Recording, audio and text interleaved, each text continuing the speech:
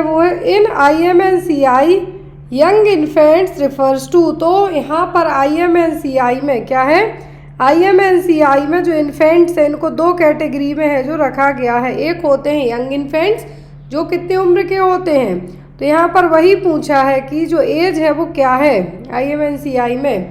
तो IMNCI में जो एज ग्रुप रखा गया है वो होता है दो कैटेगरी का, एक बच्चे 2 महीने जन्म से लेके 2 महीने तक के, और दूसरे होते हैं कितने 5 साल तक की उम्र के। तो यहाँ पर आपका क्वेश्चन क्या था, यहाँ पे क्वेश्चन है कि IMNCI में यंग इन्फेंट्स 1 साल से लेके 5 साल तक के, जन्म से 2 महीने तक के, 5 साल से ज़्यादा के, या फिर 2 महीने से 1 साल तक के। तो IMNCI की जो कैटेगरी है इसके अकॉर्डिंग है जो होते हैं यंग इन्फेंट जन्म से लेके 2 महीने तक के कंसीडर किए जाते हैं। और जिनका ये पेपर था उन्होंने आंसर कर दिया था 5 साल तक, 1 से 5 साल तक। ये चीज़ आपको कई बार बताई भी गई है कि IMNCI में बच्चों को 2 कैटेगरी में डिवाइड किया जाता है। एक होते हैं बहुत छोटे बच्चे जो जन्म से लेके कितने होते हैं 2 महीने तक के होते हैं, और दूसरी कैटेगरी होती है कितनी, और जो इन्फेंट 2 महीने की उम्र तक के वो इनिशियल और यंग एज के, और जो 2 महीने से लेके 5 साल तक की होते हैं उनको है जो चाइल्ड कैटेगरी में कंसीडर किया जाता है। तो दोनों कैटेगरी आपको याद रखनी थी। तो यहाँ पर आपका आंसर यही सही है कि जन्म से 2 महीने तक, तो यहाँ पे ऑब्जेक्शन लगाने की ज़रूरत नहीं है। अगला क्वेश्चन था हमारा यहाँ पर, the sustainable development goal aims to reduce the MMR2। तो जो सतत विकास लक्ष्य है, सस्टेनेबल डेवलपमेंट गोल हमने पढ़े हैं, उसके तहत जो मैटरनल मोर्टेलिटी रेट है इसको कब तक और कितना कम करना है। यहाँ पर ये देखिए लेस देन 100, यहाँ पे थोड़ा सा जूम करते हैं ताकि आपको विजिबल हो, लेस देन 100 पर 1 लाख लाइव बर्थ बाय 2030, 2030 तक प्रति 1 लाख जीवित जन्मों पर 100 से कम, दूसरे में 2030 तक प्रति 1 लाख जीवित जन्मों पर 2 से कम, 70 से कम, या फिर 50 से कम। तो यहाँ पर जिन्होंने आंसर दिया था ये भी इनका गलत हो गया था, और आंसर था आपका यहाँ पर कितना 70 से भी कम। MMR है जो कितनी करनी है 2030 तक। मैटरनल मोर्टेलिटी रेट सबको पता होगा 1 लाख में डिनोमिनेटर यूज़ किया जाता है, तो यहाँ पर कितनी कम करना था 70 से भी कम करना है। फिर अगला क्वेश्चन है हमारा, ये मैं बता दूं कि इसी तरीके से है जो सबकी आंसर कीज डाउनलोड हुई हैं, ऐसा नहीं है कि यही वाली है जो मेरे पास अवेलेबल है उसका फॉर्मेट ऐसा, सभी ऐसे ही है। विच of the following remarkable event took place during the post independence era in India on 26 नवंबर 1949। तो यहाँ पे कहा है 26 नवंबर 1949 को इंडिया में आफ्टर द जो स्वतंत्रता है उसके बाद कौन सी घटना यहाँ पे घटित हुई थी। Plague commission was appointed, ICMR was setup for promotion of research, constitution of India was adopted, या फिर influenza pandemic swept the country. तो यहाँ पर सही आंसर यही है कि हमारे भारत का जो संविधान है वो अपनाया गया था 1949 में। कब 1949 में 26 नवंबर 1949 को हमारे भारत का संविधान अपनाया गया था। नेक्स्ट वन है question, drug that have the power to stimulate uterine muscle contraction. कौन सी ड्रग है जो यूट्राइन मसल कॉन्ट्रैक्शन को प्रमोट कर सकती है, बढ़ावा दे सकती है। मिमेटिक्स, साइकोटिक्स, ऑक्सीटोसिक, टोकोलाइटिक्स, क्या है जो यहाँ पर यूज़ किए जाएंगे यदि यूट्राइन मसल में कॉन्ट्रैक्शन और लेके आना है। हमने पढ़ा है जब प्रॉपर कॉन्ट्रैक्शन नहीं आते हैं तब क्या दिया जाता है, ऑक्सीटोसिन दिया जाता है। क्या दिया जाता है, ऑक्सीटोसिन। यहाँ पे इन्होंने सिलेक्ट किया था टोकोलाइटिक, ये भी इनका गलत हो गया। सही आंसर है क्या, टोकोलाइटिक्स दिया है। तो टोकोलाइटिक्स तो क्या करता है, सप्रेस करता है, यूट्राइन कॉन्ट्रैक्शन को सप्रेस करने का काम करता है। यदि प्रीटर्म लेबर हो रहा है उस दौरान यूट्राइन कॉन्ट्रैक्शन को सप्रेस करने का काम करेगा, स्टिमुलेट करने का काम कौन करेगा, ऑक्सीटोसिक एजेंट्स। क्लियर है, याद रखिए साइकोटिक्स यहाँ पे यूज़ नहीं होंगे ना मिमेटिक्स होंगे। कन्फ्यूजन था ऑक्सीटोसिक टोकोलाइटिक में, तो स्टिमुलेशन का काम पूछा गया, बढ़ाने का काम पूछा गया तो हमेशा ऑक्सीटोसिन, सप्रेस करने का कहें तो टोकोलाइटिक्स ड्रग, जो कि जनरली यदि प्रीटर्म प्रीलेबर होने वाला है उस दौरान दिया जाता है। अगला क्वेश्चन है यहाँ पर, elder abuse in any form of that result in harm और loss to an older person. वृद्धजनों के साथ किसी भी तरीके का दुर्व्यवहार जिसके कारण उस पर्सन को, वृद्ध व्यक्ति को हानि हो सकती है, उसको कुछ नुकसान हो सकता है, वो क्या? एब्यूज़, मिसट्रीटमेंट, नेग्लेक्ट या फिर एक्सप्लॉइटेशन। यहाँ पर ये कहलाएगा क्या? मिसट्रीटमेंट। जो वृद्ध पर्सन है, एल्डर एब्यूज़ है, यहाँ पे क्या आएगा? मिसट्रीटमेंट। नेक्स्ट है यहाँ पर reliability of a tool refers to which one of the following. किसी भी उपकरण की विश्वसनीयता, मतलब रिलायबल है या ये नहीं, कैसे पता चलेगा? Consistency of the tool, productibility of the tool, simplicity of the test item, या फिर the tool measure that what it intends to measure. तो उपकरण वही मापता है जिसे मापना चाहता है।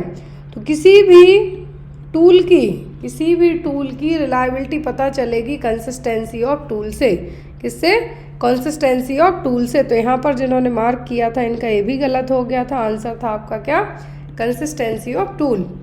अगला क्वेश्चन है abnormal genes that inherited from ancestor can cause children to develop. Ancestor मतलब है जो हमारे पूर्वज हैं। एंसेस्टर का मतलब होता है पूर्वज। जो पूर्वजों के थ्रू जो एबनॉर्मल जीन से यदि अपकमिंग होने वाले बच्चे में आते हैं तो वो क्या कॉज करते हैं? ग्रोथ रिटार्डेशन, हेपेटाइटिस बी, मिक्सेडीमा या हीमोफीलिया। तो यहाँ पर सीधा सीधा क्वेश्चन है कि इनमें से जेनेटिक्स प्रॉब्लम कौन सी हो सकती है?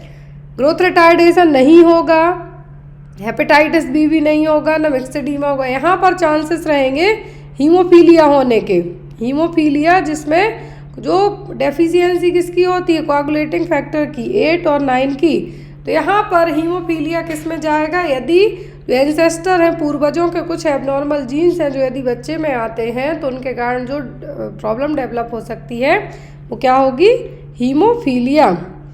Next one is the nurse observe the following sign of thrombophlebitis in a patient with IV cannulation except. यदि किसी पर्सन को आईवी कैन्युलेशन किया जा रहा है तो उस पर्सन में क्या डेवलप हो रहा है? थ्रोम्बोफ्लेबाइटिस डेवलप हो रहा है। तो उसके लक्षण सब हैं किसी एक को छोड़कर। Warm skin at the site of insertion, erythema, swelling देखने को मिलता है। वार्म भी स्किन होगी, पेन भी होगा, लेकिन ब्लूइश डिस्कलरेशन देखने को नहीं मिलता है। ये हमेशा याद रखिए, कई बार हमने थ्रोम्बोफ्लेबाइटिस पढ़ा है। यदि थ्रोम्बोफ्लेबाइटिस होता है तो यहाँ पर रेडनेस होगी, स्वेलिंग होगी, इरिथेमा होगा, वार्म देखने को मिलेगा, स्वेलिंग भी होगी, लेकिन ब्लूइश डिस्कलरेशन यहाँ पर स्किन नहीं होगी। अगला क्वेश्चन है according to Maslow hierarchy of needs the third level of motive from the bottom to the top. ये देखिए मास्लो की हायरार्की नीड्स हो गई। अब यहाँ पे क्या कहा गया है? बॉटम से टॉप की तरफ, फर्स्ट, सेकंड, थर्ड, फोर्थ। तो यहाँ पर बॉटम से टॉप की तरफ जब हम जाते हैं तो कौन सी फिजियोलॉजिकल नीड यहाँ पर, सॉरी, कौन सी नीड है जो यहाँ पर इंक्लूड होगी? Physiological, love and belongingness, safety, self actualization. तो यहाँ पर मास्लो की थ्योरी के अकॉर्डिंग पहली नीड होती है फिजियोलॉजिकल नीड, जिसमें खाना पीना, घर, फूड, ये सब आएगा। दूसरी होती है सेफ्टी सिक्योरिटी, पहली ये हो गई आपकी। दूसरी क्या हो गई आपकी? Safety security. तीसरे में होता है प्रेम और अपनापन, लव एंड बिलोंगिंगनेस। चौथे में आती है सेल्फ स्टीम नीड्स। क्या है? चौथे में आती है self esteem needs.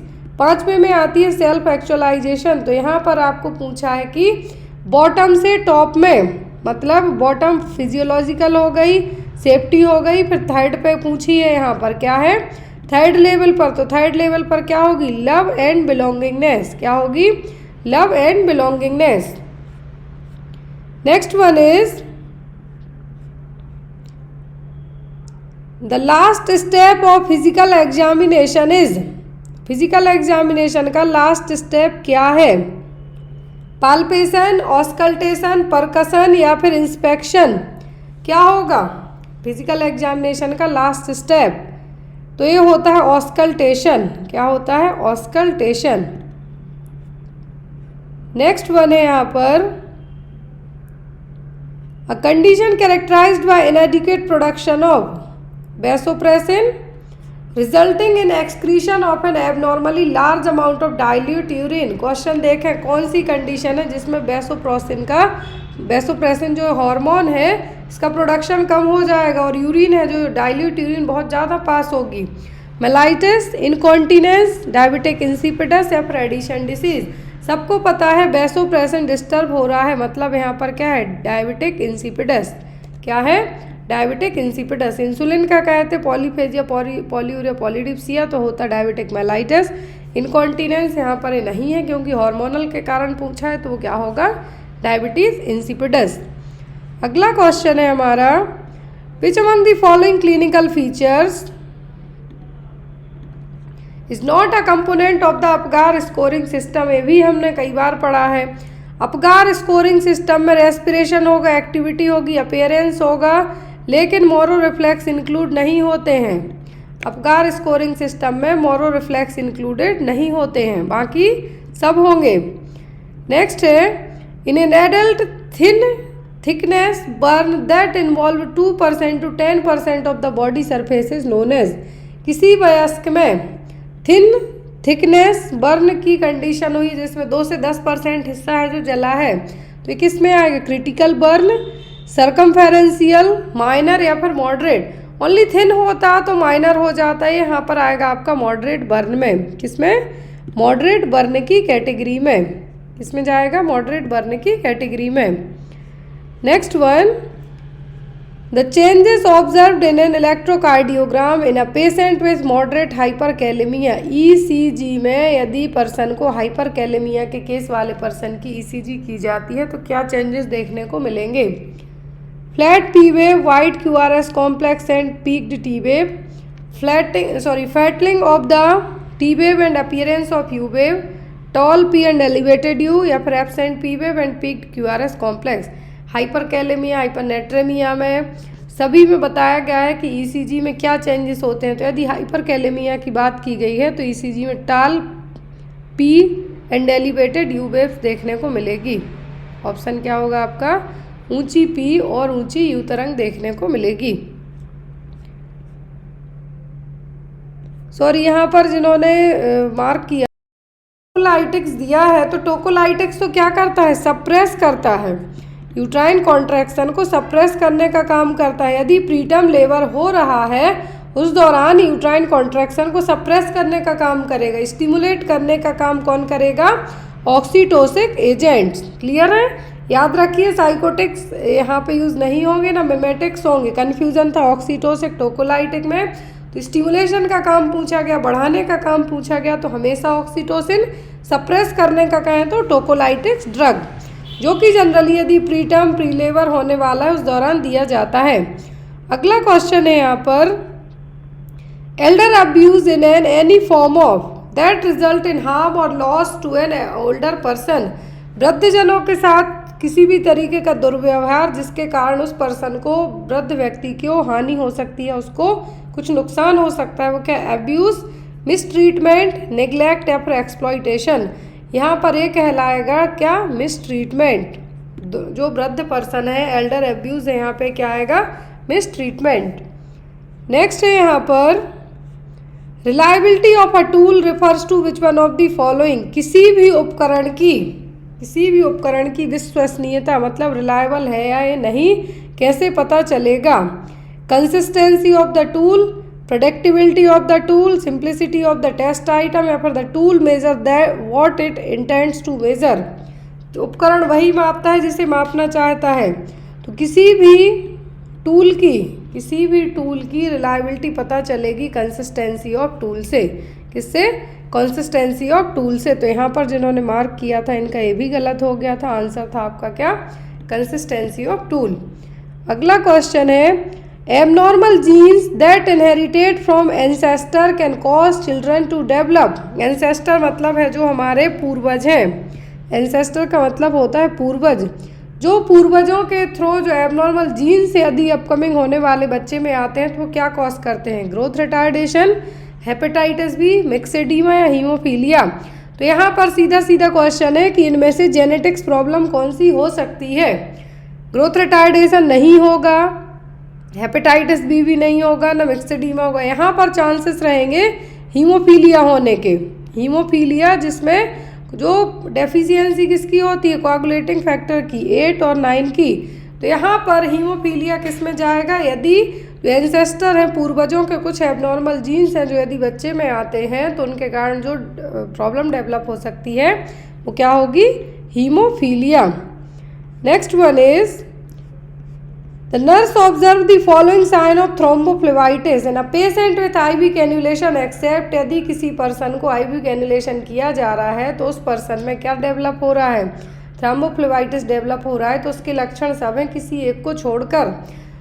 Warm skin at the site of insertion, erythema swelling देखने को मिलता है, वार्म भी स्किन होगी, पेन भी होगा, लेकिन ब्लूइश डिस्कलरेशन देखने को नहीं मिलता है।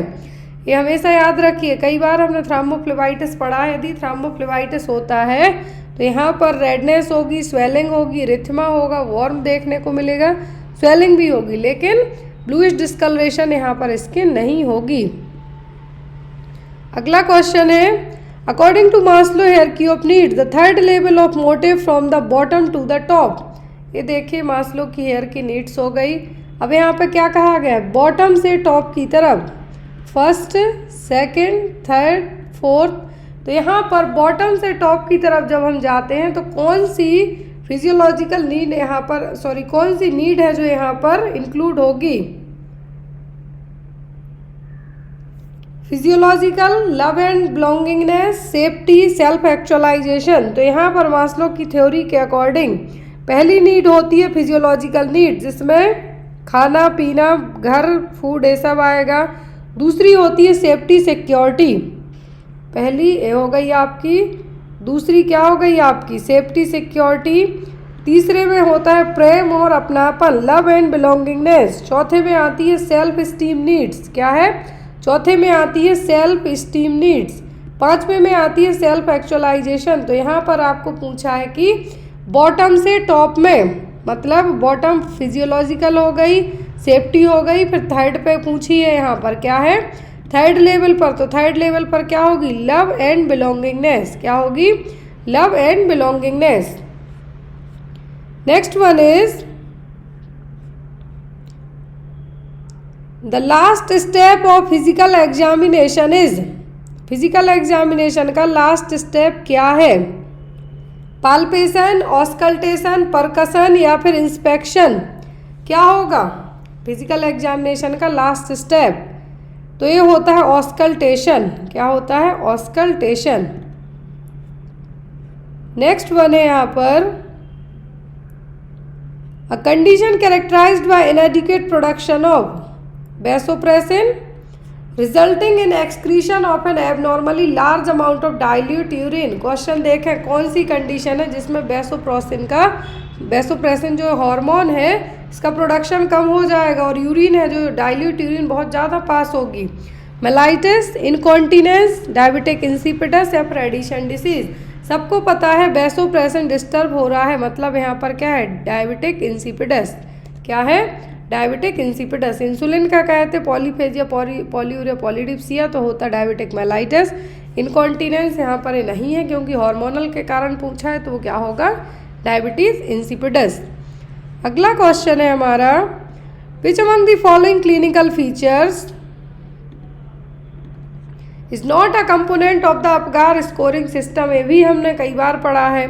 अपगार स्कोरिंग सिस्टम में रेस्पिरेशन होगा, एक्टिविटी होगी, अपीयरेंस होगा, लेकिन मोरो रिफ्लेक्स इंक्लूड नहीं होते हैं। अपगार स्कोरिंग सिस्टम में मोरो रिफ्लेक्स इंक्लूडेड नहीं होते हैं। बाकी नेक्स्ट क्वेश्चन है यहाँ पर, इन an adult thin thickness burr that involves 2% to 10% of the body surface is known as। यदि किसी एडल्ट पर्सन में थिन थिकनेस बर्न का केस है जिसमें 2 से 10% तक बॉडी सरफेस बर्न हुआ है, तो ये क्या है? Critical burn, circumferential burn, minor burn या फिर मॉडरेट बर्न, ये कहलाएगा। थिन थिकनेस बर्न की बात की गई है, थिन बस होता तो माइनर कह देते, ये कहलाएगा आपका मॉडरेट बर्न। क्या होगा? Moderate burn. अगला क्वेश्चन है यहाँ पर, the changes observed in electrocardiogram, मतलब यहाँ पर ईसीजी में यदि पर्सन मॉडरेट हाइपरकैलेमिया का है तो ईसीजी में क्या चेंजेस देखने को मिलेंगे? Flat T wave, wide QRS complex and peaked T wave, या फिर flatten of the T wave and the appearance of U wave, tall P and elevated U, या फिर absent P wave and peaked Q R S complex. क्या देखने को मिलेगा? यदि person को हाइपर कैलेमिया की कंडीशन है, मॉडरेट हाइपर कैलेमिया का केस है, तो पर्सन में फ्लैट पी वेव होगी, wide Q R S complex होगा, और पीक्ड है जो क्या होगी? टी वेव होगी। मतलब यहाँ पे आपका आंसर क्या होगा? 14,374। जो ऑप्शन आईडी है वो क्या होगी? 14,374। Next one, the component of MMSE mini mental status examination के सभी कंपोनेंट हैं किसी एक को छोड़कर। मिनी मेंटल स्टेटस एग्जामिनेशन में कितनी चीज़ें चेक की जाती हैं? बताई भी गई हैं आपको 30। तो MMSE में जो 30 पॉइंट्स चेक किए जाते हैं मिनी मेंटल स्टेटस एग्जामिनेशन में, उनमें क्या नहीं होगा? ओरिएंटेशन चेक किया जाता है, रिकॉल चेक होगा, मूड चेक होता है। तो यहाँ पर टोटल मिला के 30 चीज़ों को यहाँ पे चेक है जो किया जाता है। लेकिन जो यहाँ पर इसका हिस्सा नहीं होगा वो क्या होगा? वो होगा मूड। क्या होगा? मूड, पर्सन का mood. Orientation, recall, language, registration, attention, calculation, ये सब यहाँ पे चेक किया जाता है। लेकिन MMSE में जो चीज़ें चेक नहीं होती हैं वो होता है मूड। जैसे ओरिएंटेशन होता है तो ओरिएंटेशन के 10 पॉइंट ऐड किए जाते हैं। कितने? 10 पॉइंट्स चेक किए जाते हैं। ओरिएंटेशन में क्या समय चल रहा है, कौन सा ईयर है, कौन सा मंथ है, आप कहाँ पर हो, क्या कर रहे हैं, कौन से देश में रहते हैं, वो हो जाता है। फिर आपका आता है रजिस्ट्रेशन। रजिस्ट्रेशन के 3 पॉइंट बस होते हैं। कितने? 3 होते हैं।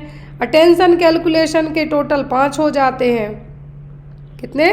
5 होते हैं। फिर आपकी लैंग्वेज के तो सबसे ज़्यादा पॉइंट होते हैं, 10 पॉइंट्स तो आपके लैंग्वेज के ही ऐड हो जाते हैं यहाँ पर। तो टोटल मिला के 30, मतलब यहाँ पे मूड है जो इंक्लूडेड नहीं होता है।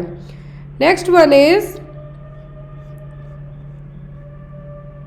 The therapeutic serum level of lithium to be maintained while treating patient with bipolar disorder. यदि मरीज को बाइपोलर डिसऑर्डर के लिए ट्रीट किया जा रहा है तो लिथियम का जो थेरापीटिक लेवल है, मतलब इतना ज़रूरी है, वो कितना होना चाहिए? लेस देन 1.2 MEQ पर लीटर टू 1.5 टू 2.5 MEQ पर लीटर, या फिर 1.5 टू 2 MEQ पर लीटर, और लेस देन 1.2 MEQ पर लीटर, या फिर मोर देन 1.2 MEQ पर लीटर, या फिर मोर देन 2 MEQ पर लीटर।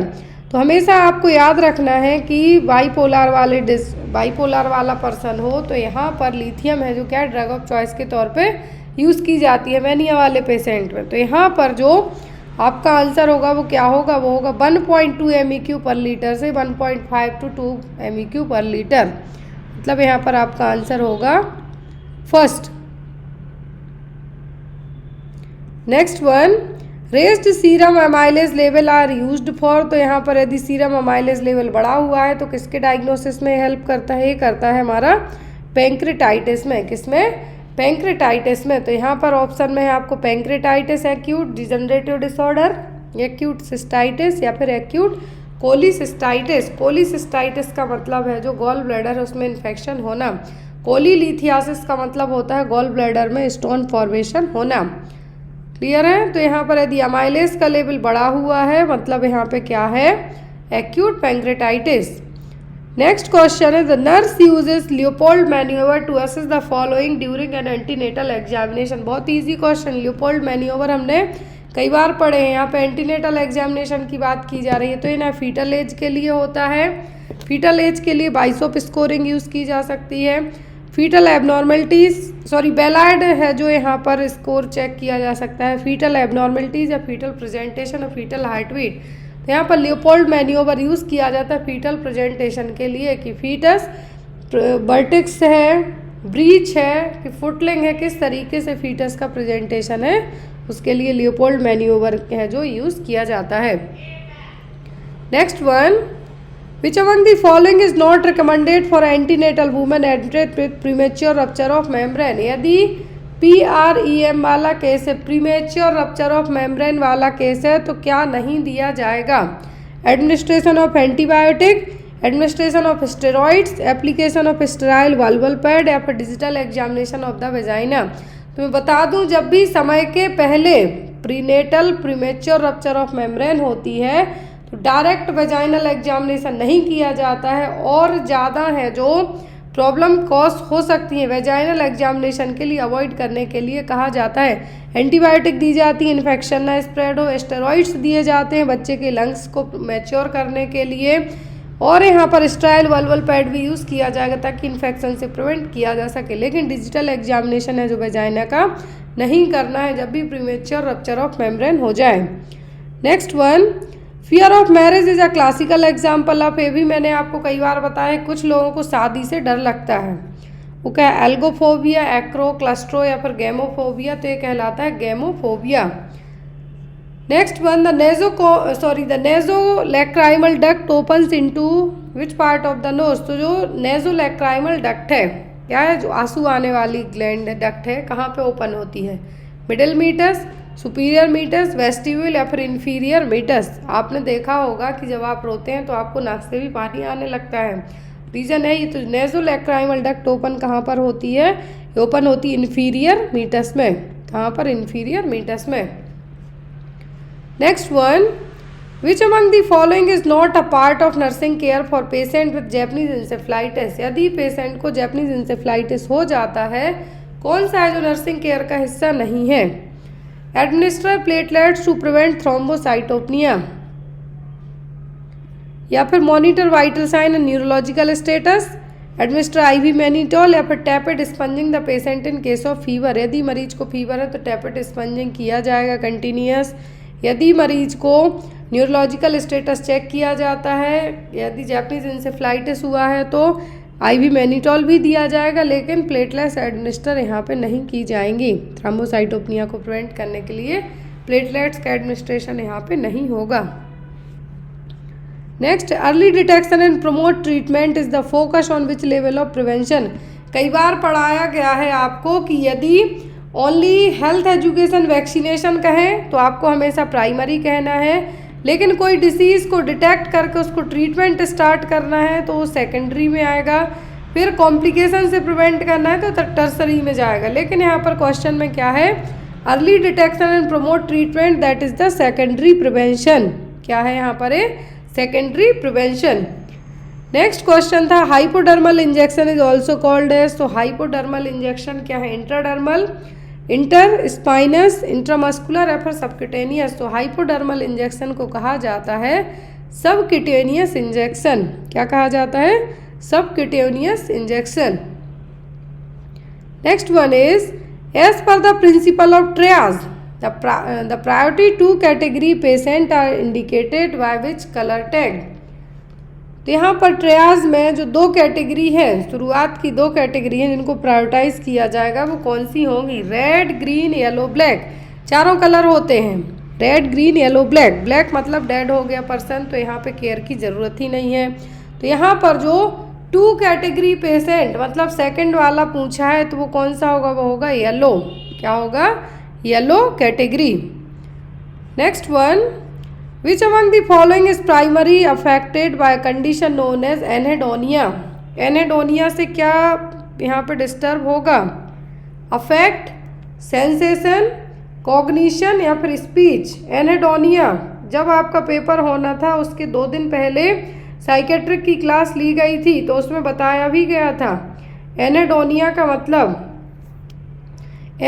का मतलब होता है किसी भी चीज़ में इंटरेस्ट ही ना होना, इंटरेस्ट नहीं होना मतलब यहाँ पर क्या है, अफेक्ट, क्या होगा, अफेक्ट। एनेडोनिया का मतलब यहाँ पर क्या है, अफेक्ट है, जो primarily affected by condition known as anhedonia, यहाँ पर आपको लैक ऑफ प्लेजर, किसी भी चीज़ में इंटरेस्ट ही नहीं होना, वो हो जाएगा। Next one, in neonatal resuscitation the compression to ventilation ratio, तो ये हमारी नर्सिंग का सबसे फेमस, सबसे मोस्ट इम्पॉर्टेंट क्वेश्चन है। तो compression to ventilation ratio neonatal में कितना होता है 3/1, 3/1। आई थिंक ANHM MP के एग्जाम में भी ये क्वेश्चन आया था। अगला क्वेश्चन है, husband yelling at his wife after a bad day at work is an example of which defence mechanism. ये क्वेश्चन ऐसे ही आपने पढ़ा है। तो यदि अपने ऑफिस की पूरी गुस्सा के कोई हस्बैंड घर पे निकाल दे कि ऑफिस में ख़राब दिन गया, तो पूरी गुस्सा के वाइफ पे निकाल दो, लड़ झगड़ लो, तो ये क्या है, रेशनलाइजेशन, डिस्प्लेसमेंट, कंपनसेशन या फिर प्रोजेक्शन ये कहलाता है डिस्प्लेसमेंट, कहीं की गुस्सा कहीं निकाल देना।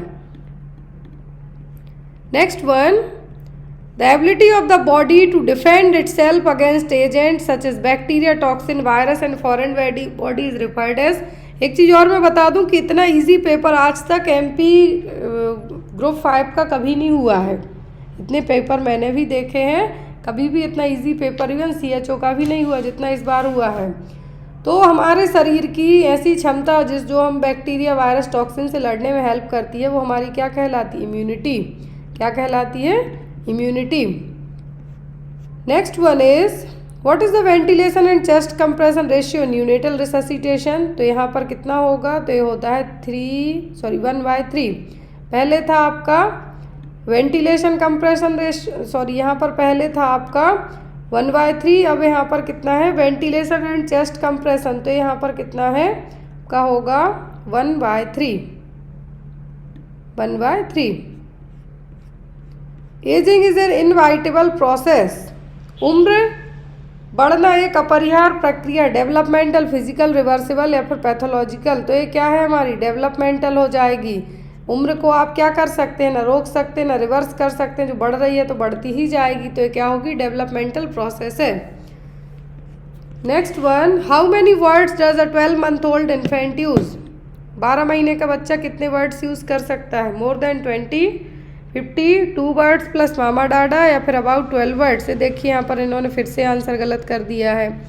तो यहाँ पर 12 महीने का बच्चा कितने वर्ड बोलेगा? 2 वर्ड, मम्मा पापा। 1 साल 12 देख के आपको लगा 12 ईयर का ना हो गया, तो यहाँ पर 1 साल का बच्चा मोस्टली मामा डाडा या फिर बहुत टॉकेटिव बच्चे होते हैं तो वो 2-4 वर्ड और बोल लेंगे, लेकिन वो 20, 50 या 12 वर्ड्स तो बिल्कुल भी नहीं बोल पाएंगे। इतना ही अंदाज़ा लगाइए। Next one, captopril belongs to which class of anti hypertensive drug. Captopril, enalapril किस एंटी हाइपरटेंसिव क्लास की ड्रग है? सबको पता है BP कंट्रोल करने के लिए दी जाती हैं, लेकिन कौन सी हैं? AC inhibitors, central alpha 2 agonist, calcium channel blocker या बीटा ब्लॉकर्स। तो जितने भी मेडिकेशन में एंटी हाइपरटेंशन में प्रिल जुड़ जाए तो वो क्या होती हैं? AC इनहिबिटर्स क्लास की ड्रग कहलाती हैं। Captopril, enalapril. Next one is D is weight analysis stand for. D का मतलब पूछा है, D का मतलब पूछा है क्या होगा? BED में डिसाइडेड, डेफिशिएंट, डिजायरेबल या फिर डैमेज। तो ये क्या होता है? ये होता है डिजायरेबल। क्या होगा? ये कहलाता है desirable. Next is one of the high risk factor of cervical cancer. Cervical cancer का सबसे उच्च जोखिम वाला कारण क्या है? Menstrual irregularities, nulliparity, advanced age of marriage या फिर ह्यूमन पैपिलोमा वायरस। तो सर्वाइकल कैंसर के लिए सबसे कॉमन, यदि आपके पास इस तरीके से ऑप्शन आते हैं तो सबसे कॉमन होता है HPV, जिसकी वैक्सीन है जो नावाडेज अवेलेबल हो गई है, लेकिन प्राइवेट हॉस्पिटल में, गवर्नमेंट में नहीं। तो यहाँ पर आपका आंसर क्या होगा? HPV, human papilloma virus infection है जो कॉमन है। किसके लिए? सर्वाइकल कैंसर के लिए एक हाई रिस्क फैक्टर है जो हो सकता है। Next one, which artery is affected in Volkmann ischaemic contracture. ये भी हमने पढ़ा है। कौन सी आर्टरी अफेक्ट होती है वॉल्कमैन इस्चेमिक कॉन्ट्रैक्चर में? ब्रैकियल, रेडियल, पॉप्लिटियल या फिर अल्नर। तो यहाँ पे अफेक्ट होती है हमारी ब्रैकियल आर्टरी। कौन सी आर्टरी? Brachial artery. यहाँ पर वॉल्कमिक इस्चेमिक कॉन्ट्रैक्चर है। क्या है? वॉल्कमिक इस्चेमिक कॉन्ट्रैक्चर है, जिसको क्या कहा जाता है? जिसमें परमानेंट फोरआर्म क्या हो जाती है? शॉर्ट हो जाती है। क्या हो जाती है? शॉर्ट हो जाती है। और हाथ कैसे होगा? क्लॉ लाइक डिफॉर्मिटी भी देखने को मिलती है। तो इसमें जो आर्टरी अफेक्टेड पूछा गया है तो क्या होगी? Brachial artery. कौन सी artery? Brachial artery. Next one of the main objective of Bharat Sevak Samaj. Bharat Sevak समाज का मेन ऑब्जेक्टिव क्या है? दिव्यांग बच्चों की सेवा, MCH सेवाएं प्रदान करना, लोगों को आत्मनिर्भर बनाना या फिर आपदाओं को कम करने में हेल्प करना। तो भारत सेवक समाज है जो इसका मेन काम यही है कि लोगों को क्या करना? सेल्फ रिलायंट बनाना। क्या है? लोगों को सेल्फ रिलायंट बनाना, मतलब आत्मनिर्भर बनाना। नेक्स्ट वन है यहाँ पर, the presence of fluorine in axis quantity in drinking water result in, यदि हमारे पीने के पानी में फ्लोरीन का अमाउंट बढ़ जाएगा तो क्या होगा? Dental caries, plaque formation, fluoridation या फिर डेंटल फ्लोरोसिस। तो ये सबको पता है क्या होगा? Dental fluorosis. क्या होगा? Dental fluorosis. यदि पीने के पानी में जितनी ज़रूरत है उससे ज़्यादा फ्लोराइड का अमाउंट बढ़ जाए, क्या होगा? Dental fluorosis. Next one is preoperatively to address the, यहाँ पे हम जूम आउट करते हैं इसको थोड़ा ताकि आपको प्रॉपर विजुअल हो। Preoperatively to address the psychological needs of women scheduled for modified radical mastectomy. Mastectomy word जुड़ गया, मतलब यहाँ पर ब्रेस्ट की सर्जरी होनी है।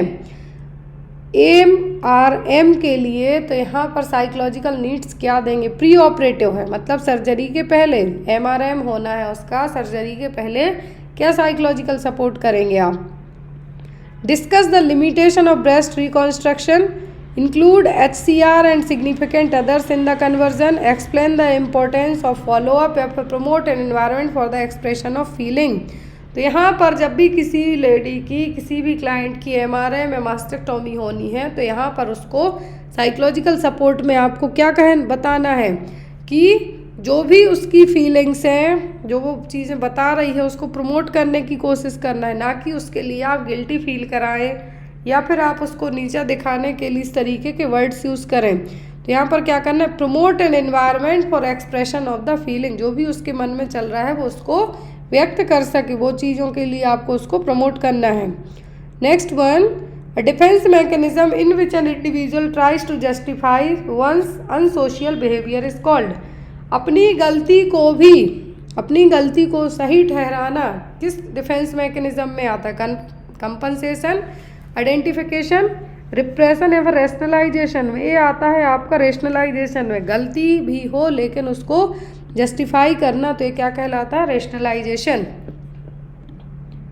Next is all are the cause of environmental pollution except, वातावरण को सभी चीज़ें प्रदूषित करेंगी एक को छोड़कर।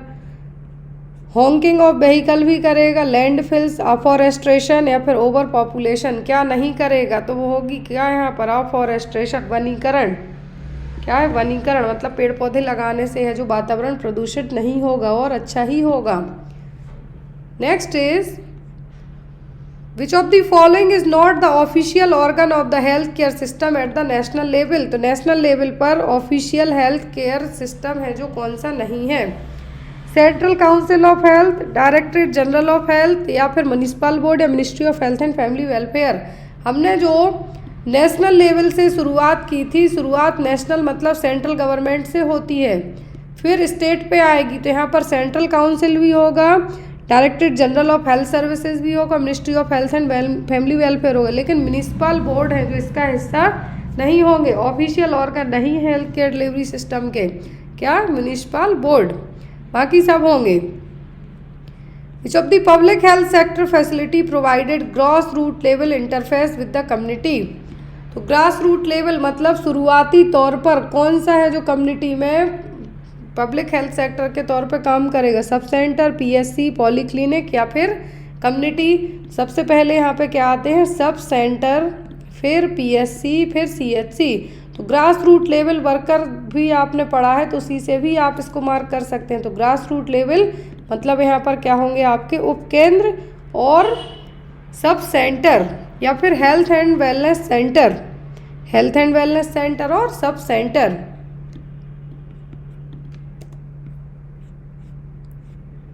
Next one, the recovery period from the infection is called. संक्रमण से ठीक होने की अवधि क्या है? डिक्लाइन, ससेप्टिबिलिटी, कन्वल्जेंस या फिर इंक्यूबेशन। तो ये कहलाती है कन्वल्जेंस। क्या है? Convalescence. Next one is all are high level disinfectants except. तो यहाँ पर सभी हाई लेवल के डिसइंफेक्टेंट्स हैं किसी एक को छोड़कर। Iodine, ethylene oxide, plasma, ग्लूटाल्डिहाइड। तो यहाँ पर सभी क्या है? हाई लेवल डिसइंफेक्टेंट्स हैं किसी एक को छोड़कर। तो वो क्या कहा गया है यहाँ पर? आयोडीन। क्या है? आयोडीन। आयोडीन को किसी भी तरीके के डिसइंफेक्टेंट्स के तौर पे यूज़ करते हैं, लेकिन हाई लेवल पे इसको यूज़ नहीं किया जाता। इसकी डाई वगैरह यूज़ की जाती हैं डायग्नोस करने के लिए। Next one, the hormone which is diagnostic indicator of pregnancy, बहुत ही इजी सा क्वेश्चन है। कौन सा हार्मोन यूज़ किया जाता है? HCG, एस्ट्रोजन, प्रोजेस्ट्रॉन या कॉर्टिसोल, सबको पता है। जो प्रेगनेंसी टेस्ट किट भी इस्तेमाल की जाती है उसमें 2 पिंक लाइन आती हैं HCG प्रेजेंट होने के कारण ही। तो यहाँ पर क्या होगा? Human chorionic gonadotropin hormone, syncytiotrophoblast cells इसको रिलीज करती हैं। शुरुआती प्रेगनेंसी में ज़्यादा रहता है, बट आफ्टर 3 मंथ की प्रेगनेंसी के बाद ये डिक्लाइन होने लगता है। Next one, which of the following neurotransmitter is exactly associated with bipolar disorder, कौन से न्यूरोट्रांसमीटर है जो बाइपोलर डिसऑर्डर में क्या होते हैं? डिस्टर्ब होंगे? डोपामाइन, नॉरएपिनेफ्रिन, एसिटाइलकोलिन या सीरोटोनिन। तो यहाँ पर आपका आंसर होगा क्या? नॉरएपिनेफ्रिन, क्योंकि बाइपोलर की बात की गई है। किसकी बात की गई है? बाइपोलर की यहाँ पे बात की गई है, तो होगा norepinephrine. Next one, the nurse observe which one of the following characteristics in an antenatal mother diagnosed with pre eclampsia. Question में देखें कितना इजी क्वेश्चन है। एज अ नर्स आपको पता होना चाहिए यदि प्री एक्लेम्सिया का पेशेंट है तो क्या देखने को मिलेगा? Proteinuria, striae gravidarum, hypotension या वेट गेन। तो प्रोटीन यूरिया क्या देखने को मिलेगा? Proteinuria. स्टीरिया ग्रेविडेरम तो स्ट्रेच मार्क हो जाएंगे, बीपी लो होता ही नहीं है, प्री एक्लेम्सिया में हाई होगा। वेट गेन, तो यहाँ पर वेट गेन कॉमन है प्रेगनेंसी में होना, लेकिन प्रोटीन यूरिया है जो एक क्लासिकल साइन है प्री एक्लेम्सिया का। Next one, as per the special marriage act of 1954 the following statements hold true except. तो जो स्पेशल मैरिज एक्ट है 1954 का, उसके तहत सभी स्टेटमेंट सही हैं किसी एक को छोड़कर। क्वेश्चन में देखिए क्या कहा गया है? Marriage are permitted between close relatives, legal age 21 for boys and 18 years of women. इसको हम थोड़ा सा जूम करते हैं ताकि आपको प्रॉपर विजुअल हो, क्योंकि यहाँ पर बहुत ही छोटा प्रिंट है। इसमें क्या कहा गया है कि जो स्पेशल मैरिज एक्ट है 1954 का, उसके तहत सभी चीज़ें सही हैं किसी एक को छोड़कर। पहले में कहा है कि करीबी रिश्तेदारों के बीच विवाह की अनुमति है, कानूनी आयु लड़कों की 21 वर्ष और महिलाओं की 18, परमिट्स इंटर रिलीजियस मैरिज, मतलब अंतर जातीय विवाह कर सकते हैं, या फिर marriage is solemnised by government official, विवाह एक सरकारी अधिकारी द्वारा संपन्न कराया जाता है। तो स्पेशल मैरिज एक्ट है उसके तहत सभी चीज़ें सही हैं किसी एक को छोड़कर। वो क्या है यहाँ पर? Marriage are permitted between close relatives, क्या है? करीबी रिश्तेदारों के बीच विवाह की अनुमति है। ये यहाँ पर इस एक्ट के तहत इंक्लूड नहीं होगा, बाकी सब होंगे। नेक्स्ट, सिकनेस और abstention is an example of which of the following health indicator. Sickness या एब्स्टिनिज्म किस चीज़ का यहाँ पर हेल्थ इंडिकेटर है? मॉर्बिडिटी का, सोशल सर्विस या मोर्टालिटी? ये क्या है? मॉर्बिडिटी का। क्या है? सिकनेस का मतलब होता है मॉर्बिड कंडीशन। क्या है? मॉर्बिड कंडीशन मतलब बीमारी। Next one is the usefulness of a screening test in a community depends on it. यदि कम्युनिटी में लार्ज वे पे स्क्रीनिंग टेस्ट किया जा रहा है तो ये किस चीज़ पे डिपेंड करेगा? स्पेसिफिसिटी, सेंसिटिविटी, रिलायबिलिटी या फिर प्रेडिक्टिव वैल्यू पर। तो ये यहाँ पे डिपेंड करेगा किस पर? यदि कम्युनिटी में स्क्रीनिंग टेस्ट परफॉर्म किया जा रहा है तो ये डिपेंड करता है किस पर? संवेदनशीलता और सेंसिटिविटी पर। किस पर? सेंसिटिविटी पर, ना कि स्पेसिफिसिटी पर। नेक्स्ट वन है यहाँ पर the period between exposure to a pathogenic organism and the onset of disease symptom is known as. यदि हमारे शरीर में कोई पैथोजेनिक ऑर्गेनिज्म एंटर किया और उसके बाद हमारे शरीर ने साइन सिम्टम दिखाए तो वो पीरियड कहलाता है इंक्यूबेटरी पीरियड। क्या है? Incubatory period. इंक्यूबेशन पीरियड, जब हमारे शरीर में कोई भी pathogenic organism, bacteria, virus enter करे उसके बाद हमारा शरीर जो भी लक्षण शो करेगा वो क्या कहलाता है? Incubatory period. Next one, the process by which an individual learns the culture of their society is known as. कौन सी प्रोसेस है जिसमें कोई भी पर्सन अपनी सोसाइटी के कल्चर्स क्या करेगा? सीखेगा। सोशलाइजेशन।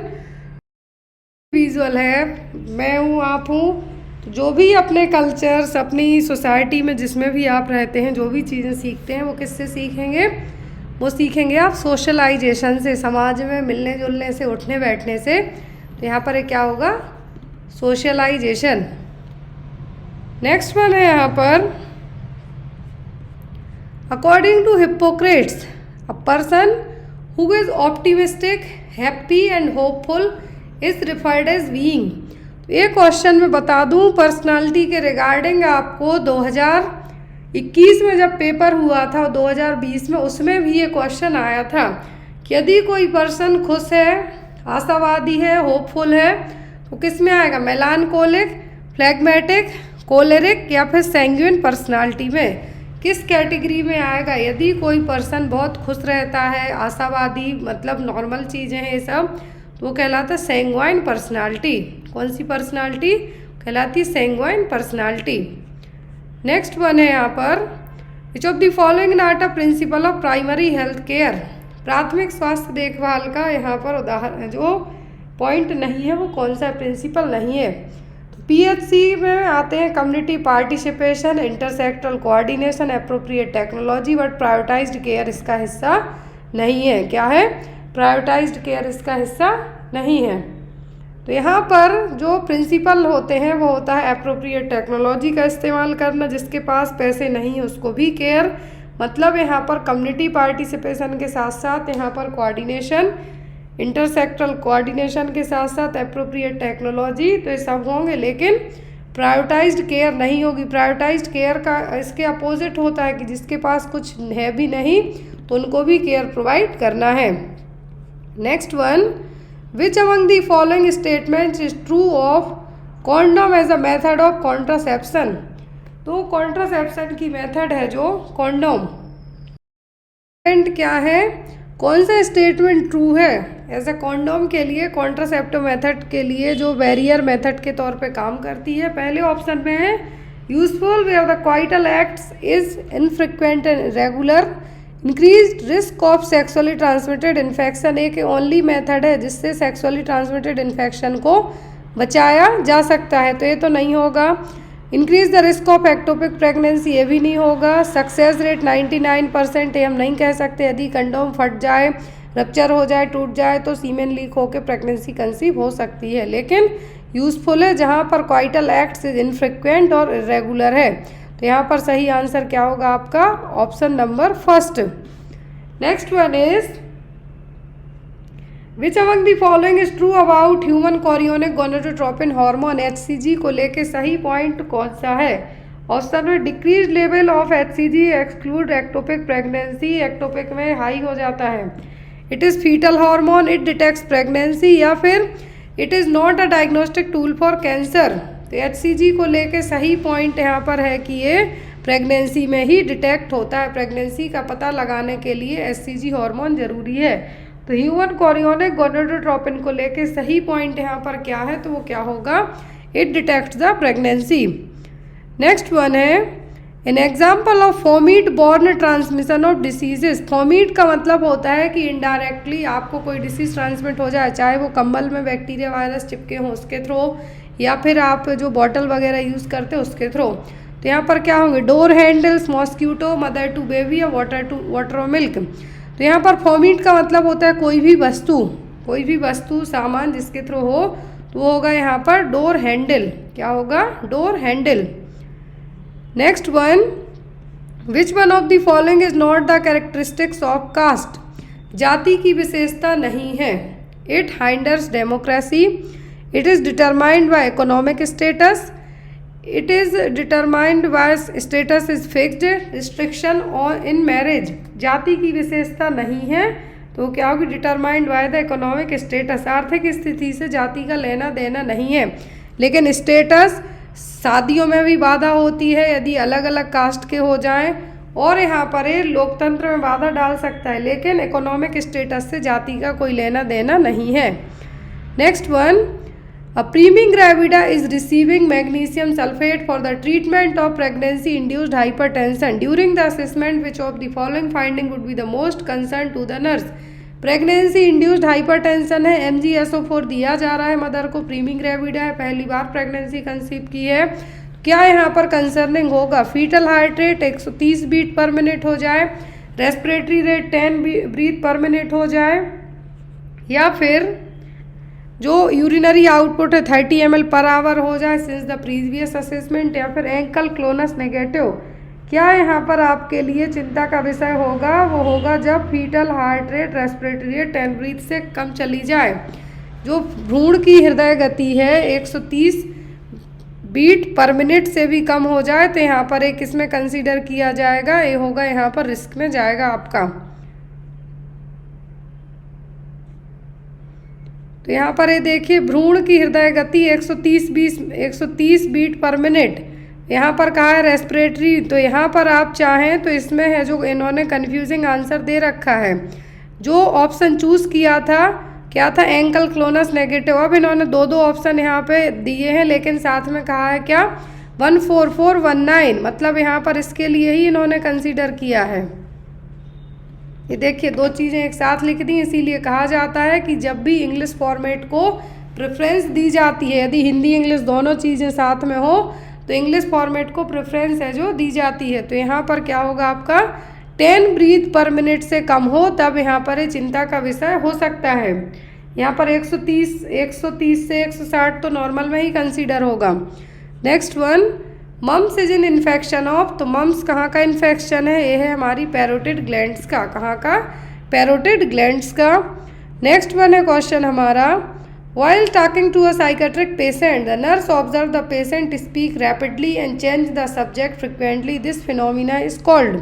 तो यदि आप किसी साइकेट्रिक मरीज से बात कर रहे हैं, मनोरोगी से आप बात कर रहे हैं, तो नर्स देखती है कि मरीज बहुत फास्ट बोलता है और सडनली एक सब्जेक्ट से दूसरे सब्जेक्ट पे चला जाएगा, तो ये कौन सा फिनोमिना है? Neologism, flight of ideas, loosening of association, या फिर इकोलेलिया। ये कहलाता है हमारा फ्लाइट ऑफ आइडियाज़, विचारों की उड़ान। एक विषय से दूसरे विषय पे सीधा बात कर रहे हैं, खाने की पहुंच जाएं कहीं घूमने तो वो हो जाएंगे आपके क्या? Flight of ideas.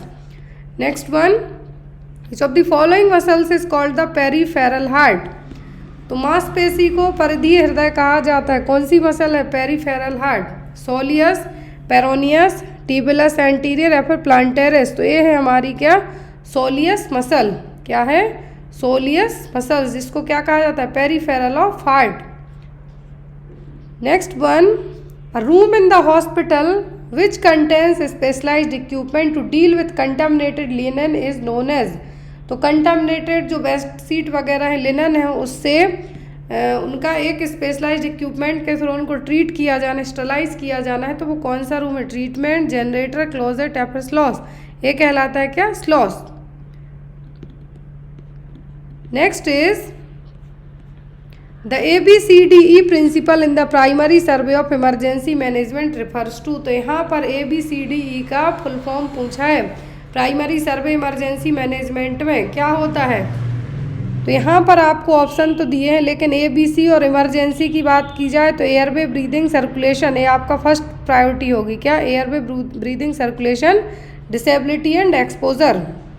क्या होगा? Airway breathing circulation, disability and exposure. ABCD सिद्धांत यदि यहाँ पर लगाया जा रहा है प्राइमरी सर्वे के तौर पर, तो ABCD का फुल फॉर्म आपका होगा एयरवे ब्रीदिंग सर्कुलेशन। ABC तो आपने पढ़ा ही, अब आता है आपका डिसेबिलिटी एंड एक्सपोजर।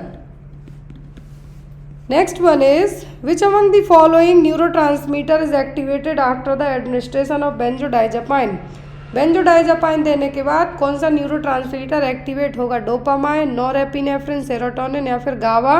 तो वो होगा गाबा। क्या होगा? गाबा। नेक्स्ट वन है finding satisfaction through what another person does is, तो यहाँ पर किसी अन्य व्यक्ति के कार्य से संतुष्टि पाना क्या है? कंपनसेशन, सब्लिमेशन, रिग्रेशन, या फिर आइडेंटिफिकेशन। ये कहलाता है आइडेंटिफिकेशन। क्या होगा? आइडेंटिफिकेशन।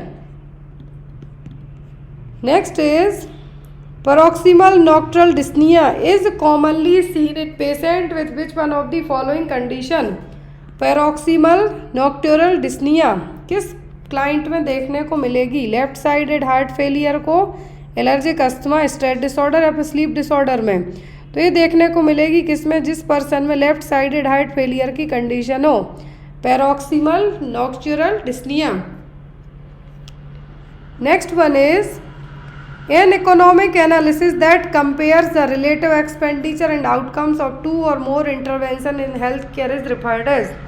तो इकोनॉमिक एनालिसिस आर्थिक विश्लेषण जो कि हमारे हेल्थ रिलेटेड जो भी खर्चे वगैरह हुए हैं और जो आउटकम आई है, खर्चे के साथ साथ जो आउटकम निकल के आया है, तो वो क्या है यहाँ पर? Cost effective analysis, budget impact analysis, cost benefit analysis या फिर कॉस्ट मिनिमाइजिंग एनालिसिस। तो ये यहाँ पर जो भी खर्चे हुए हैं उन सब की डिटेल निकाल के लाना क्या इंटरवेंशन होता है? कॉस्ट इफेक्टिव एनालिसिस, लागत और प्रभावशाली विश्लेषण, जो चीज़ लगी है और जो चीज़ आउटकम निकल के आई है वो। Next, diffuse patchy consolidation of lungs seen in. Diffuse patchy consolidation, फेफड़ों का फूला हुआ अपूर्ण समेकन किसमें देखने को मिलेगा? लोअर निमोनिया, ट्यूबरक्लोसिस, ब्रोंकोनिमोनिया या फिर इंटरस्टिशियल निमोनिया। ये देखने को मिलता है किसमें? ब्रोंकोनिमोनिया के केस में। किसमें? ब्रोंकोनिमोनिया के केस में। Next one, which type of anaemia is characterised by an increase in the mean corpuscular volume. Anaemia is characterised by an increase the mean corpuscular volume. तो किस एनीमिया में मीन कॉर्पसुलर वॉल्यूम बढ़ जाएगी? Vitamin B12 की कमी के कारण होने वाले में, थैलेसीमिया, एप्लास्टिक या फिर आयरन डेफिशिएंसी में। तो ये देखने को मिलती है किसमें? विटामिन B12 की कमी के कारण होने वाले एनीमिया में। साइनोकोबालमिन है जो यहाँ पर, तो उसके कारण तो यहाँ पर मीन कॉर्पसुलर वॉल्यूम बढ़ेगी किस एनीमिया में? B12 की कमी के कारण होने वाले एनीमिया में। Next, type 1 error in research occurs when the investigator. तो ये रिसर्च का क्वेश्चन है कि टाइप 1 एरर देखने को कब मिलती है? Reject a false null hypothesis, accept a true null hypothesis, reject a true null hypothesis या फिर accept a false null hypothesis. तो यहाँ पर आपका इन्होंने आंसर दिया है क्या? Reject a true null hypothesis. Reject a true null hypothesis first error है जो आती है वो यहाँ पर है। नेक्स्ट है protest, despair, denial, regression are the reaction of towards hospitalisation. तो यहाँ पर हॉस्पिटल को लेके प्रोटेस्ट करना, डिस्पेयर, डिनाइल, रिग्रेट करना किस एज में होगा? Pre school child, newborn, infant या टोडलर्स में। तो ये देखने को मिलता है प्री स्कूल चाइल्ड में। हॉस्पिटल में भर्ती होने के पहले बच्चा डिस्पेयर, डिनाइल भी होगा, रिग्रेट भी करेगा और लड़ेगा भी कि नहीं मुझे नहीं जाना है। तो ये होगा प्री स्कूल चाइल्ड में। न्यूबॉर्न, इन्फेंट तो जानेंगे नहीं, न टोडलर जानते हैं इतना। Next one is the international conference of primary health care was held in 1988। तो ये कहाँ पे हुई थी? ये हुई थी USSR में, सोवियत संघ में। कई बार पढ़ाया भी है हमने। 1978 में प्राइमरी हेल्थ केयर को लेके जो अंतर्राष्ट्रीय सम्मेलन हुआ था, इंटरनेशनल कॉन्फ्रेंस हुई थी 1978 में, USSR में हुई थी ये। Next one, which of the following drug is the antidote for magnesium toxicity. Magnesium overdose होता है तो क्या दिया जाता है? कैल्शियम ग्लूकानेट। हजारों बार पढ़ा है तब भी जिन्होंने पेपर दिया है गलत आंसर करके आ गए। तो ये हमारे क्या थे? ये थे हमारे सेक्शन बी के क्वेश्चन। सेक्शन बी मतलब नॉन नर्सिंग क्वेश्चन। अब हम देखेंगे नर्सिंग वाले क्वेश्चन। यहाँ पर जो देख लिए हम सेक्शन ए को भी देख लेते हैं जिसमें हमारे नॉन नर्सिंग के क्वेश्चंस थे। तो यहाँ पर पहला क्वेश्चन था the greatest 3 digit number which is multiply of 7 is also a multiple of. 3 अंकों की सबसे बड़ी संख्या जो 7 का गुणज है और निम्न का भी गुणज है। तो यहाँ पर क्या था आपको? 5, 4, 3, 2। तो यहाँ पर आपका आंसर क्या आया है? यहाँ पे आपका आंसर आया है 2। कितना यहाँ पर है आपका आंसर? 2।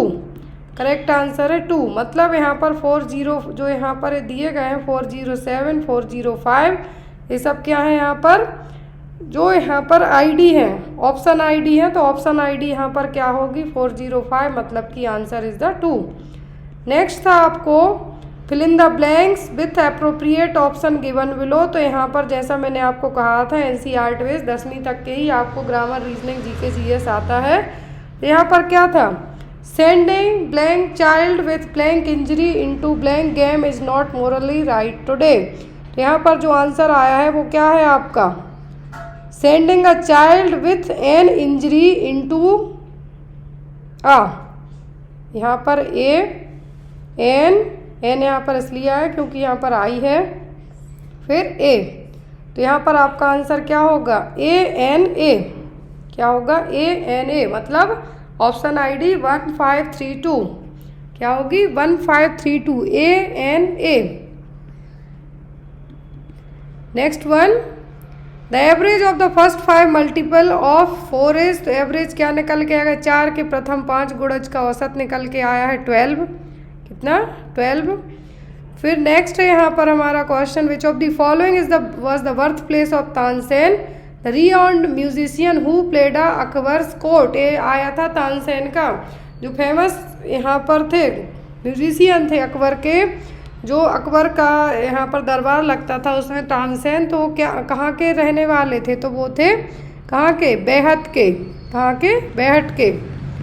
नेक्स्ट वन, अब यहाँ पर एक सम है, दो आयत ए और बी के परिणामों का योग 248 सेंटीमीटर है। दोनों आयतों की, मतलब दोनों रेक्टेंगल की चौड़ाई 20 सेंटीमीटर है। यदि आयत ए और बी की लंबाई का अनुपात 9/5 है तो दोनों का क्षेत्रफल सेंटीमीटर स्क्वायर में निकालना था। तो ये जो भी निकल के आया होगा वो आया आपका 1680 सेंटीमीटर स्क्वायर। फिर था, कौन सा बिकारी शब्द का उदाहरण है? बिकारी, पुस्तक, लेकिन, धीरे, जल्दी। बिकारी का मतलब है यहाँ पर क्या? पुस्तक। क्या है? पुस्तक। Next, choose the antiviral medicine from the following that was used in clinical trials by Gilead science for कोविड-19 ट्रीटमेंट। कोविड-19 के उपचार में गिलेड साइंसेस द्वारा इस्तेमाल की जाने वाली एंटीवायरल ड्रग क्या है? सभी एंटीवायरल हैं, तो वो थी यहाँ पर कौन सी? रेमडेसिविर, जिसका इस्तेमाल भी किया गया था मार्केट में। कोविड के टाइम पर इसकी डिमांड इतनी ज़्यादा हो गई थी कि 4 गुने दामों में अवेलेबल हो रही थी। तो यहाँ पर रेमडेसिविर, जिसका इस्तेमाल गिलेड साइंसेस के द्वारा कोविड-19 में एज अ ट्रीटमेंट के लिए इस्तेमाल करने के लिए यहाँ पे किया गया था। फिर है आपको एक ऑप्शन चूज करना है, the rocket used to slow down a space vehicle are called which? Auto, speed, super या रेट्रो। यदि किसी रॉकेट को यूज़ किया जा रहा है व्हीकल की जो स्पीड कम करनी है तो वो कहलाता है रेट्रो। क्या है? रेट्रो। नेक्स्ट आपको एक और क्वेश्चन है यहाँ पर, इसको आपको सॉल्व करना होगा। इक्वल निकालना था, तो यहाँ पर जिन्होंने पेपर दिया था बहुत ही बखूबी आंसर निकाला। फिर है, हाथी जैसा देह, गेंडे जैसी चाल, तरबूज जैसी खोपड़ी, खरबूज जैसी गाल, इन पंक्तियों में कौन सा रस है? तो यहाँ पर वीर, अद्भुत, भयानक या फिर हास्य रस। तो यहाँ पर क्या है? हास्य रस, हंसने वाला। हाथी जैसी देह है, गेंडे जैसी चाल, तरबूज जैसी खोपड़ी, खरबूज जैसी गाल, इन पंक्तियों में जो रस है वो क्या है? हास्य रस। नेक्स्ट, सुनहरा शब्द में कौन सा प्रत्यय है? कौन सा प्रत्यय है? आरा, अरा, रा या फिर हरा? तो यहाँ पर होगा अरा। क्या है? हरा। Next one, which of the following non metal is used in antiseptic solution? Non metal, non metal कौन सा एंटीसेप्टिक सॉल्यूशन में भी यूज़ किया जाएगा? क्लोरीन, यहाँ पर होता है आयोडीन। क्या है? तरल iodine. Next one, what products are form during respiration in yeast? जो ईस्ट है, खमीर है, उसमें ड्यूरिंग द रेस्पिरेशन क्या बनेगा? तो बनता है CO2, H2O और एनर्जी। क्या है? सॉरी, यहाँ पर इथेनॉल, CO2 और एनर्जी बनेगा। क्या? इथेनॉल, CO2 और एनर्जी। ईस्ट जो खमीर बनाते हैं आप, उसके दौरान यहाँ पे पूछा है, तो CO2, एनर्जी और इथेनॉल। नेक्स्ट वन है यहाँ पर क्वेश्चन, गुड बैड। गुड का क्या हो गया? बेड। रूफ का क्या हो जाएगा? फ्लोर हो जाएगा। है क्या ऑप्शन में से? यहाँ पर फ्लोर है, अपोजिट पूछा है क्योंकि। फिर है आपको फिर से एक और क्वेश्चन दिया गया है, तो यहाँ पे भी आपको कैलकुलेट करना था, तो आंसर निकल के आया था P625। फिर यहाँ पर आपको सिमिलर मीनिंग निकालना था, कन्विंस्ड। कन्विंस का मतलब यहाँ पर क्या है? अश्योर्ड, साइक्लिकल, स्पेक्टिकल या फिर डाउटफुल। तो वो है अश्योर करना। कन्विंस करना मतलब अश्योरेंस देना किसी को उस चीज़ का। नेक्स्ट वन इज, यहाँ पर फिर से आपको एक जो सवाल दिया है उसको आपको सॉल्व करना था, तो यहाँ पर जो आंसर निकल के आया वो कितना आया? 49। फिर स्मॉलेस्ट वाइल्ड वाइट सेंचुरी इन मध्य प्रदेश, तो एमपी की सबसे छोटा वन्यजीव अभ्यारण्य कौन सा है?